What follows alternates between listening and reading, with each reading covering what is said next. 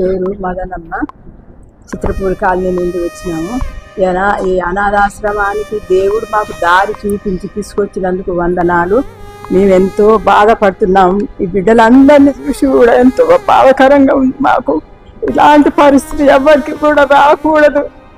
వీరికి ఎంతో మంది దాతలు ముందుకు రావాలని మేము ఆశపడుతున్నాం. అందరికి వందనాలు. ఈ ఆశ్రమాన్ని నడిపిస్తున్నాం అయ్యగారికి వందనాలు, వేలాది స్తుతులు, స్తోత్రాలు, వందనాలు. తల్లిదండ్రులని వదిలిపెట్టి బిడ్డలను వదిలిపెట్టి పోయే రోజులు అతడు తన అన్నగారి ప్రేమతోటి అనాథాశ్రమాన్ని నడిపిస్తున్నందుకు అనేకమైన వందనాలు.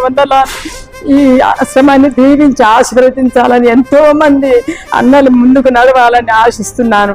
ఓ తండ్రి తీర్పుగా ప్రతాపరెడ్డి గారు రాసిన ఈ కథ ఈ ఆశ్రమంలో మాకు కనిపిస్తుంది. అతనికి కృతజ్ఞాస్తుతులు చెల్లించుకుంటున్నాను.